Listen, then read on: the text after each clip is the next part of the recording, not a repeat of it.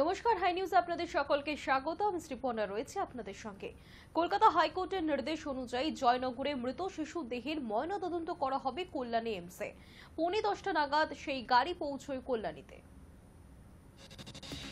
কলকাতা হাইকোর্টের নির্দেশ অনুযায়ী জয়নগরে মৃত শিশু দেহের ময়নাতদন্ত করা হবে কল্যাণী এমসে। মোমিনপুরের কাটাপুকুর মর্গ থেকে সোমবার সকালে দেহ নিয়ে গাড়ি রওনা দেয় কল্যাণীর উদ্দেশ্যে। 10:15 নাগাদ সেই গাড়ি পৌঁছয় কল্যাণীতে। তবে জয়নগর এখনো থমথমে। এলাকায় প্রচুর পুলিশ মোতায়েন রয়েছে। জয়নগরের মহিষমারি বাজারে সোমবার সকালে অনেক দোকানপাটই খুলে গিয়েছে। তবে রাস্তায় স্বাভাবিকের থেকে বেশি সংখ্যক পুলিশ ঘোরাফেরা করছে। দফায় দফায় টহল দিচ্ছে পুলিশের গাড়ি। এলাকায় রয়েছে পুলিশ পিকেট। মৃত শিশু দেহের ময়নাতদন্ত করা হবে সোমবারই। ময়নাতদন্তের জন্য দেহ কাটাপুকুর মর্গে পাঠিয়েছিল পুলিশ, কিন্তু রবিবারই হাইকোর্টে এই সংক্রান্ত মামলার শুনানি হয়। পুলিশের ভূমিকা প্রশ্নের মুখে পড়েছে সেখানে। ধর্ষণের অভিযোগ থাকা সত্ত্বেও কেন এই ঘটনায় পুলিশ পক্সো আইনের কোনো ধারা যুক্ত করেননি, সেই প্রশ্নই তোলেন হাইকোর্টের বিচারপতি তীর্থঙ্কর ঘোষ। আদালতে ভৎসনা করা হয় রাজ্য সরকারকে। শিশুর পরিবারের দাবি ছিল কেন্দ্রীয় সরকারি কোনো হাসপাতালে ময়নাতদন্ত করা হোক দেহের।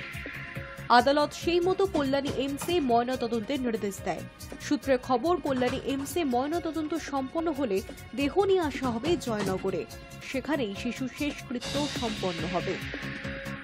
ওই সময় নতুন করে গ্রামে যাতে উত্তেজনা না ছড়ায় সেদিকে নজর রেখেছে প্রশাসন। শুক্রবার রাতে জয়নগরে বাড়ি থেকে 1 কিলোমিটার দূরে জলাভূমি থেকে 9 বছরের শিশুর দেহ উদ্ধার হয়েছিল। রাতেই গ্রেফতার করা হয়েছে অভিযুক্তকেও। অভিযোগ, শিশুটির ধর্ষণ করে খুন করা হয়েছে। শনিবার এই ঘটনার জেরেই দিনভর উত্তপ্ত থেকেছে মহিষমারি এলাকা। রবিবারও দিনভর উত্তপ্ত ছিল Mahishmari. Hi news network.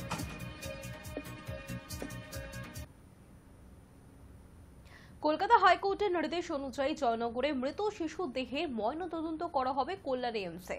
মোমিনপুরের Katapukur morgue থেকে সোমবার সকালে দেহ নিয়ে আসা হয়েছে কল্যাণী এমসে। কল্যাণী মর্গের সামনেই বিক্ষোভ ডিওয়াইএফআই সমর্থকদের।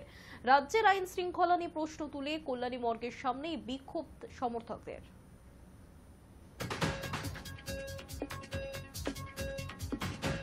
পাহারা কেন দিতে হচ্ছে? তার কারণ হচ্ছে, আমরা জানি যে এই রাষ্ট্রের স্বভাব আছে, তারা মৃতদেহকেও ছাড়ে না। আমরা তো আরজি করে দেখেছি। এই দেখুন, এই যে এত পুলিশ প্রশাসন এখন ঘিরে আছে, এই পুলিশ প্রশাসন কি করেছে? প্রাথমিকভাবে অভিযোগ নিতে চায়নি, তারা টাকার বিনিময়ে কেস সেটেল করতে চেয়েছে। হয়তো তার জন্য আজ সাধারণ মানুষকে পাহারায় আসতে হয়েছে।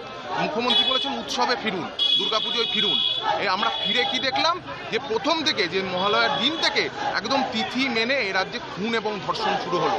কিশোর, যুবক, তারপরে হচ্ছে এই জয়নগর, পটাশপুর, একাধিক জায়গায় আমরা দেখতে পেয়েছি।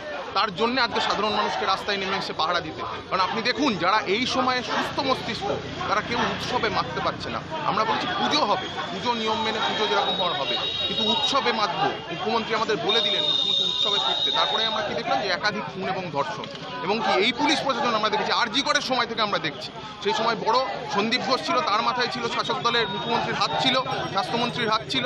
এখানে আমরা দেখেছি গতকাল দেখবেন পটাশপুরে এই তৃণমূলের এক নেতা, তাকে হচ্ছে গণপিটুনি দিয়ে মেরে ফেলেছে মানুষ। তার ফলত তৃণমূলের সাথে এই যোগ বয়ে যাচ্ছে, শাসক দলের সাথে এই যোগ বয়ে যাচ্ছে, যার জন্য সাধারণ মানুষকে এখানে আসতে হয়েছে মর্গে। যে এখানে যদি ওরা পুলিশ প্রশাসন মিলে কিছু যদি বেআইনি কিছু করে, নিয়ম বিরুদ্ধ কিছু করে, আমরা তার বিরুদ্ধে গর্জে উঠব। ভাদুলিয়ার গঙ্গারাম চক কয়লা খনিতে বিস্ফোরণ। আর বিস্ফোরণের জেরে প্রথমে 5 জনের দেহ উদ্ধার হয়েছে এবং পরে আরও 2 জনের মৃত্যুর খবর পাওয়া যাচ্ছে। উৎসবের মুখে ফের আধারে ঢাকল বীরভূমের খয়রাশোল। চতুর্থের সকালে খয়রাশোলের ভাদুলিয়ার গঙ্গারাম চক কয়লা খনিতে বিস্ফোরণের জেরে মৃত্যু হল অন্তত 7 জন শ্রমিকের। খনির ভিতর থেকে প্রথমে 5 জনের দেহ উদ্ধার হয়েছে, পরে আরও 2 জনের মৃত্যুর খবর পাওয়া যাচ্ছে। আরও কেউ খনির ভিতরে আটকে থাকতে পারে বলে আশঙ্কা। উদ্ধার কাজ চলছে। বেশ কয়েকজন আহত হয়েছেন বলেও শোনা যাচ্ছে। তাদের তড়িঘড়ি হাসপাতালে ভর্তি করানো হয়েছে। প্রত্যক্ষদর্শীরা জানিয়েছেন, সোমবার সকালে গঙ্গারাম চক কয়লা খনি থেকে কয়লা উত্তোলনের জন্য বিস্ফোরণ ঘটানো হয়েছিল, কিন্তু ভিতরে শ্রমিকরা যে কাজ করছিলেন তা খেয়াল ছিল না কারো। আর সেই অসাবধানতা থেকেই শ্রমিকেরা চাপা পড়ে যান। জানি না, বাড়ির মধ্যে যখন থাকে 2 ঘন্টা আগে বিশাল গম্ভীর একটা আওয়াজ আসে। তো গম্ভীর আওয়াজ শুনি মনে হয় মানে আশেপাশে কোথাও ইয়ে হয়েছে, হয়তো বাজি ফুটছে। তো তারপর কিছুক্ষণ পরে একটা খবর আছে যে মাইনাসে ব্লাস্টিং হয়েছে, 4-5 জন মারা, ওই জন্য আমরা দেখতে আসি গ্রামবাসী। এসে দেখুন 4-5টা বডি পড়ে আছে, আর বাকি হসপিটাল গেছে, নাগরকোনা হসপিটাল, আমাদের যে সদর হসপিটাল আছে সেখানে গেছি। বডিগুলো চারিচুত মানে ছত্রিশ, মানে এখানে একটা গেছে, ওখানে একটা গেছে, মানে কোনো হ্যাঁ পা, কারোর মাথা, কারোর টেং নেই, মানে বোঝা যাচ্ছে না কার কোনটা বডি, কার কোনটা মাথা। পরে 5 জনের দেহ উদ্ধার হয় সেখান থেকে এবং তারও পরে আরও 2 জনকে মৃত অবস্থায় উদ্ধার করা হয়েছে। এই ঘটনার পর খনির উচ্চপদস্থ আধিকারিকেরা এলাকা ছেড়ে পালিয়ে যান বলে অভিযোগ। মোতায়েন হয় সেখানে বিশাল পুলিশ বাহিনী।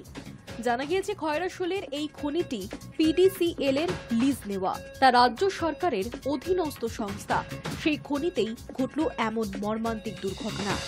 আর এই দুর্ঘটনায় বেশ কিছু প্রশ্ন উঠে আসছে। নেহাতি অসাবধানতাবশত বিস্ফোরণ ঘটল, কয়লা উত্তোলনের জন্য বিস্ফোরণ ঘটানোর সময় ভেতরে কেউ রয়েছে কিনা তা দেখা হলো না কেন, এর দায় কার? এই সমস্ত প্রশ্নই উঠছে দুর্ঘটনা ঘিরে। Hi news network.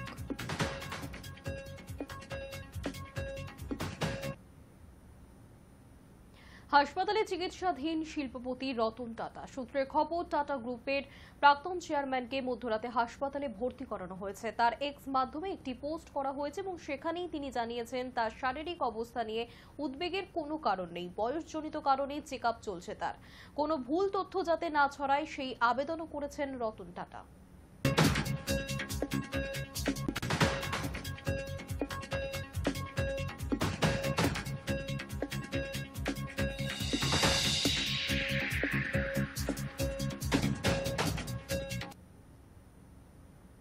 সাড়ে 300 বছরের পুরনো গড়বেতার বসু পরিবারের দুর্গাপুজো। মহালয়ার দিন থেকে শুরু হয়ে যায় পুজোর প্রস্তুতি। পঞ্জিকা মতে মূল পুজো শুরু হয় ষষ্ঠী থেকেই। গড়বেতার বসু পরিবারে বনেদি পুজোর আনুমানিক বয়স 350 বছর। দীর্ঘ কয়েকশো বছর ধরে বংশ পরম্পরায় চলে আসছে পশ্চিম মেদিনীপুর জেলার গড়বেতা ব্লকের নোহারি গ্রামের বসু পরিবারের এই দুর্গাপুজো। মহালয়ার দিন থেকেই শুরু হয়ে যায় পুজোর প্রস্তুতি। প্রতিপদের দিন মূল মন্দিরের পাশে বেলগাছের নিচে মায়ের পুজোর মধ্য দিয়ে শুরু হয় দেবী দুর্গার আহ্বান। পঞ্জিকা মতে মূল পুজো শুরু হয় ষষ্ঠীর দিন থেকে। নবমীর দিন সন্ধিক্ষণ হয়ে দশমীর দিন বিসর্জন। বসু পরিবারের এই পুজো বৈষ্ণব মতে হয়। বনেদি বাড়ির এই পুজোতে কোনো বলির নিয়ম নেই। এই পরিবারের বেশিরভাগ সদস্যরাই কর্মসূত্রে থাকেন বাইরে, কিন্তু পুজোর 5 দিন সকল সদস্যরাই উপস্থিত হয় বসু পরিবারে। প্রথমে এই মন্দিরটি শিলাবতী নদীর তীরে অবস্থিত ছিল, কিন্তু বর্ষাকালে মন্দিরের মধ্যে জল ঢুকে যাওয়ায় অসুবিধে হতো পুজোর। পরবর্তীতে নোহারি গ্রামে বসু পরিবারের দালানে প্রতিষ্ঠা করা হয় মায়ের মন্দির। বসু পরিবারের পুজো আনুমানিক 350 বছরের বেশি। মানে আমি বলতে চাইছি যে আমরা এখানে আসার থেকে সেটা 350 বছরের বেশি। এবং সূত্রপাত যদি বলা যায় তাহলে কনৌজ থেকে 3 জন কায়স্থ এসেছিলেন। প্রথমে আসেন সুভাষ গ্রাম, চাংড়িপোতা, যেটা দক্ষিণ 24 পরগনা। ওখানে প্রথম বসতি হয় আর কি। তো ওখান থেকে বসুদের আরেকটি শাখা আমাদের এই খানাকুল, ওখানে যে রাধানগর বলে একটি গ্রাম আছে, ওখানে আসে। এবং ওই খানাকুল থেকে আমাদের এখানে নোহারির যে শাখা, তারা খানাকুল থেকে আসে। দুর্গা মণ্ডপের পাশাপাশি রয়েছে রাধা কৃষ্ণের মন্দিরও। গড়বেতার এই বনেদি বাড়ির পুজোতে সপ্তমীর দিন পরিবারের প্রতিষ্ঠিত পুকুর থেকে পালকিতে করে নবপত্রিকা ও কলাবউ স্নান করিয়ে নিয়ে আসা হয় মন্দিরে। বসু পরিবারের এই ঐতিহ্যবাহী কয়েক শতকের দুর্গাপুজো গড়বেতার আদি পুজো বলেই খ্যাত। Hi news network. News today এখনকার মতো এই পর্যন্তই। দেখতে থাকুন হাই নিউজ, নির্ভীক নিরপেক্ষ।